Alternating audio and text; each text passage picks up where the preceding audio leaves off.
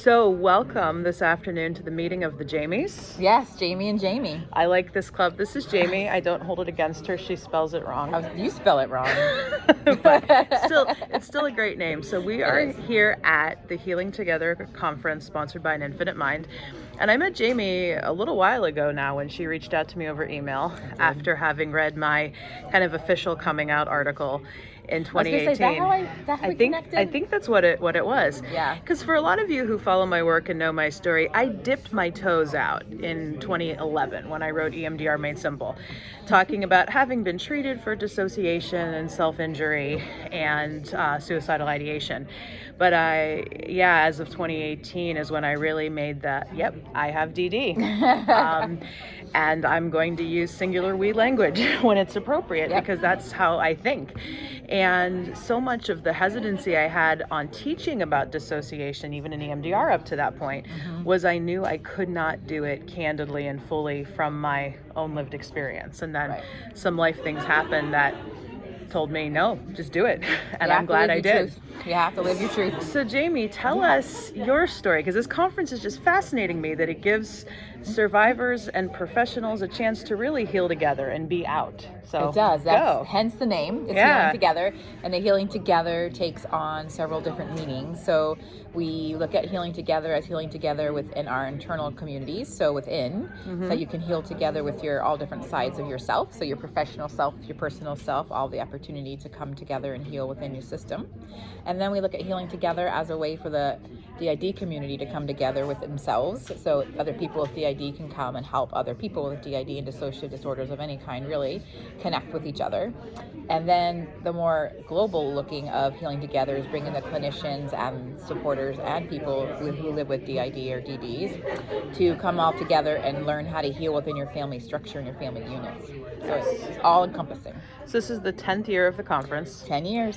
And something you said during your keynote yesterday that just fascinated me was when you first conceptualized the idea for this conference. Yep, 10 years ago. Professionals told you things like, that's a horrible idea, bringing together people with DID together. So can you comment about that? I sure can. So yeah, when we first started this conference, it was started out of a need for everyday people to have the same information that the therapists were getting. I didn't think there needed to be a separation between what they know and what we know. We're equals, and we should have the same knowledge that they have. We should have some control and care over our treatment and our treatment options and to know what treatments are available. I don't think that's anything wrong with that. So I developed the idea for this conference, and I did get several emails from concerned therapists who work in the field who said it really wasn't a great idea to bring a whole bunch of people with DID together in the same room because we might just cause a mass trigger effect and we all just will be unstable and out of control altogether, as if we were fragile little butterflies. Welcome to life, right? I know. And I said, I have more faith in myself than that. Exactly. Yeah. I have more faith in the people that I know who have DID and dissociative disorders than that, and I think we're going to be okay. Right. So we made sure we had, safety precautions in place, and you do a wonderful job of that. Thank you. We have a lot of self-care options and a lot of supports in place just in case. But we make sure that our material stays pretty neutral. And we haven't had any issues in 10 years. And as a matter of fact, those same people have now become presenters at our conference. So yeah, that's pretty cool. Yeah. And as I was sharing with you, and I've dealt with this both in the EMDR community and in the kind of mainstream trauma dissociation community, that there can be such this push to legitimize the science of it all. Because there's been such denying about modalities like EMDR, such denying about that dissociation even exists. But I have felt that even in some of these venues where we have pushed the science so hard, the soul has been missing. Yes. And I have shared this publicly. I shared it publicly at MDRI. I shared it publicly here, obviously, that I've been to several presentations on dissociation, even from big people and at big conferences. And I have felt like it's mean girls talking about me. Yep. And I have a thick skin about that kind of stuff.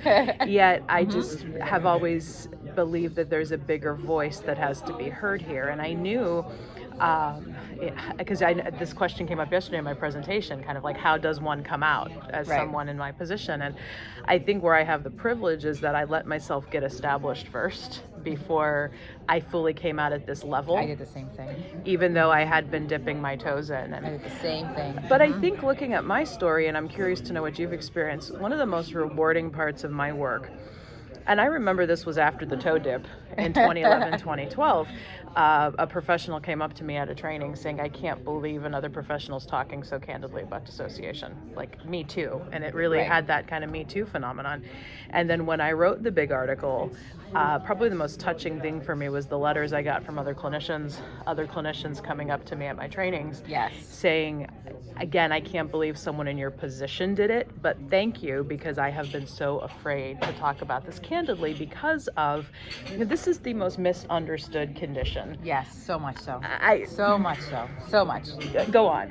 No, you're absolutely right. And you coming out, and me coming out, and all the people who do have higher positions in their careers and in the fields, show that it's okay that you can, to other people who might be afraid to. And the more of us that come out, the more people start to see that it's a very common disorder and it's not something to be feared or have these misconceptions about. I just think people, unfortunately, the media doesn't do a great job at showing, or movies, well, media in general, all encompassing, doesn't do a really great job at showing DID. And my pedestal on that is that some of it is our community's fault. Because we're not really willing to put ourselves out there because we're afraid of the stigmas. So the ones who are putting themselves out there maybe don't have as much to worry about or to lose because they're maybe a little bit more different on their spectrums. And then part of it is because people with DID and dissociative disorders are a spectrum. And if someone did a story on me, it would be really boring. My life is pretty boring. I have a very moderate dissociative disorder DID. So if you watch me every day in my life, it seems pretty normal.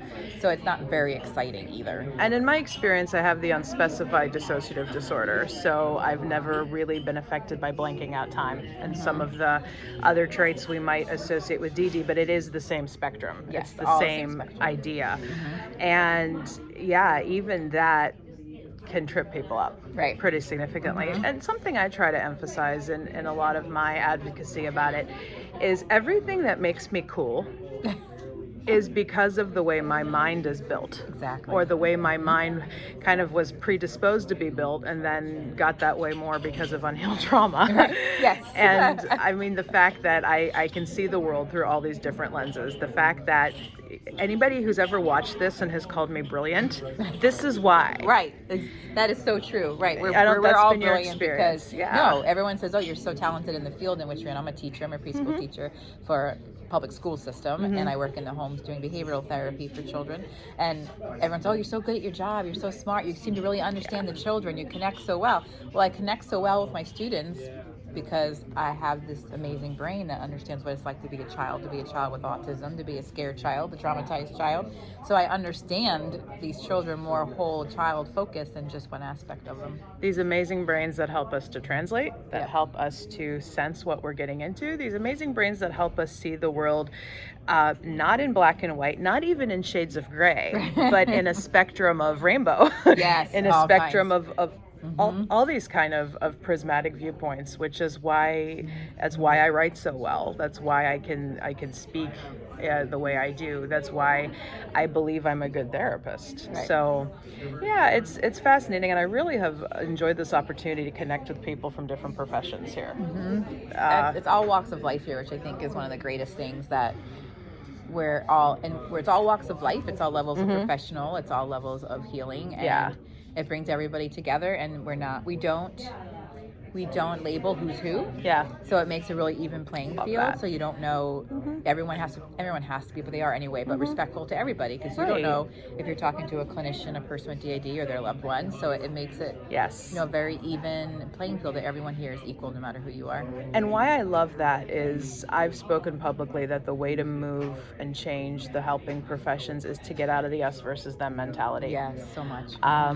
Again, if any of you are watching this has ever trained with me, you know that I harp so significantly on the importance of doing your own work and understanding your own dissociative profile, understanding your own trauma history. Because if you have not done that, you're always going to see clients in this us versus them type of perspective, and that helps no one. No.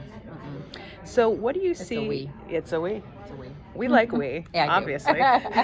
So all about the plurals. Yeah. So Jim, what do you see as the future for the Infinite Mind Healing Together conference? Where would you like to go? Well, there's two answers to that. My one answer is I would like for us to not be needed. I mean, obviously. Well, yeah, I'd like to not have my job. I really would like to not have my job. I would like to say we don't want to keep growing, because that just means there's more people who have unfortunate histories in childhood. But I think there's more people who need to be validated. But at the same time, I do think, I'm not a fool to think that child abuse is going to ever be really eradicated. Right. It's been around since the time of people, I think. But where I see us going is right now we're really centralized in Orlando. And so we're trying to take us on the road a little bit and reaching out to different parts of the country and maybe parts of the world at some point, and bring the conference to other places so people who have a hard time traveling can come. And we're going to continue focusing on our mission to educate and advocate for people with dissociative disorders and DID, and start bringing the us versus them to a we.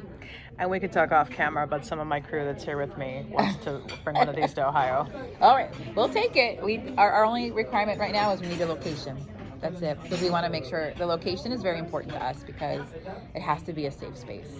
It has to be a safe space. So if you can find me a safe space, we can talk about maybe coming there. Obviously. So for those of you who are in Ohio, PA, and kind of the region where I'm located, that several of you travel to from all over the world, shoot me an email, send us a message, let us know, because I really just had such chills, even on the first night I was here during the networking reception, that this has to be the future of mental health conferences. I think so. I really think so. I would love to see I would love to see the, what's the word, clients, consumers, people, folks, the people who are affected by the disorder, whether it be medical or mental health, included in the conferences, because lived experiences are the best experiences. That's right.